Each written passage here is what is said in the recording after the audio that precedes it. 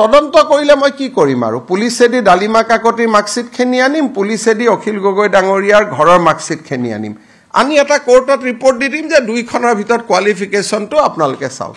হিমানখিনি কৰাৰ প্ৰয়োজন আছিল নেকি তেওঁ তদন্ত মানে কি বিচাৰিছে তেওঁ এতিয়া মই মাটি আনি পুলিচ থানাত ভৰাও কি তদন্ত বিচাৰি আছে তদন্তটো হৈয়ে গ'ল ৰাইজে কৈছে যে তেখেতে সেকেন্ড ডিভিজন পাইছিল এটা এটা তদন্ত কেতিয়া হ'ব যেতিয়া কোনোবাই ক'ব সেকেন্ড ডিভিজন মই পোৱা নাই চৰকাৰে ভুল কৈছে তেতিয়া এটো দিজ আৰ সূৰ্য পূবৰ পৰা ওলাই ইয়াৰ ওপৰত তদন্ত হয় নেকি এটা অখিল গগৈ ডাঙৰীয়াই কি তৰ্ক বিতৰ্ক কৰি আছে মই নাজানো ঢেকিয়াজুলি কলেজৰ অধ্যাপিকা এগৰাকীয়ে অলৰেডি বাতৰি কাকতত টিভিত কৈ দিলে ফেসবুকত দি দিলে যে এওঁতকৈ মোৰ নম্বৰ বেছি আছিল তাৰ পিছত তেওঁ কলে মোৰ পত্নী ৰিসাৰ্চ কি পিএইচডি ডিব্ৰুগড় ইউনিভাৰ্সিটি কলেজত এতিয়া আমাৰ কোনো পিএইচডিৰ ব্যৱস্থাই নাছিল গল এটা ইয়াৰ ওপৰত কি ইনকুৱাৰী লাগে মই বুজি পোৱা নাই চাকৰিটো ললে এটা ইনকুৱাৰী কি কৰিম ইনকুৱাৰী তাবুৰাম তাইত ডাঙৰীয়া আছিল এই সময়ত এটা মই মৃত মানুহজনক লৈ এটা কি ইনকুৱাৰী কৰিম তেখেতক আনি মই খুদিব লাগিব নেকি যে আপোনাক কোনে সেই সময়ত ৰিকুৱেষ্ট কৰিছিল গতিকে ইয়াত ইনকুৱাৰী কিলা পলাবটো মই ভাবো যে পলুৱাৰ প্ৰশ্নটো কত যদি কথা হলহেতেন যে নহয় মুখ্যমন্ত্ৰীয়ে ভুলকৈ কৈছে সেই সময়ত তেওঁতকৈ সুকা ছোৱালী কোনো নাছিল এতিয়াতো কি নাম জানো তেখেতৰ মহিলাগৰাকী তেওঁতো জলজলকৈ কি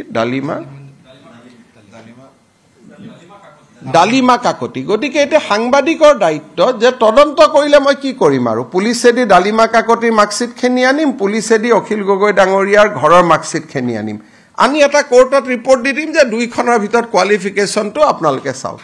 হিমানখিনি কৰাৰ প্ৰয়োজন আছিল নেকি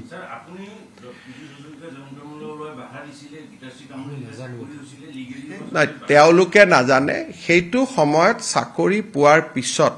মই বিবৰুৱা কলেজৰ গুটে ঘটনাটো তদন্ত কৰি মই অসন্তুষ্ট হৈ সেই সময়তে বিবৰুৱা কলেজৰ মেনেজিং কমিটিখন মই পৰিৱৰ্তন কৰি দিছিলো যেহেতু মোৰ ওপৰত কমপ্লেইন আহিছিল যে সোকা ছোৱালী এজনী থাকুতে এখেতা চাকৰিটো কিয় পালে তাৰ পিছতেই মই গভৰ্নিং বডিয়ে মাৰ্কস দিয়া বস্তুটো মই উদ্ৰ কৰি দিছিলো এবোৰ পাৰসেপশন মই ইমান ইংৰাজী নাজানো ভাই মোৰ কথাটো সিম্পল কথা দুখন সাৰ্টিফিকেট আছিল এগৰাকী সোকা ছোৱালীয়ে চাকৰি নাপায় তাতকৈ তলৰ ছোৱালী এগৰাকীয়ে চাকৰি পালে মই বিবৰুৱা কলেজক খুদিলো বলে চাকৰিটো দিয়েই দিলো স্যাৰ তেতিয়াই মই অৰেল নম্বৰটো নোহোৱা কৰি দিলো এইটো নহয় যে মই তেতিয়াও বহি আছিল তাৰ পিছতে মই প্ৰথমবাৰ অসমৰ কলেজ বিলাকত অৰেল নম্বৰটো বন্ধ কৰিলো কাৰণ এইখন মাৰ্কশিট অৰেল নম্বৰৰ ওপৰত তেওঁ চাকৰি লৈছিল ইমানেই কথা আৰু এটো কি ইনকুৱাৰী লাগে মই বুজি পোৱা নাই এটোটো ইনকুৱাৰী গভৰ্নমেন্ট অফিসে টকা খালে ইনকুৱাৰী হয় এটোটো ভাই এটা নৈতিকতাৰ প্ৰশ্ন মইতো অনুৰোধ কৰিম যে অখিল গগৈ ডাঙৰীয়াই ডালিমা কাকতিৰ ঘৰত গৈ তেওঁৰ মাৰ্কশিটখন চাই ল'ব লাগে ইমানেই কথা সেইকাৰণে ইমান সৰু সৰু কথাবিলাকত ইয়াত আৰু কৈ থাকাৰ কি আৰু মইতো এইবিলাক ক'বও খোজা নাছিলো তেওঁলোকে মানুহবিলাকৰ ঘৈণীয়েকবিলাকৰ পিছত লাগি ফুৰে কি স্বভাৱ এটা উলিয়াই ললে মানে ৰাজনীতি কৰিব লাগে ভাই যাৰ লগত যুঁজিব খুজিছ তাৰ লগত যুঁজ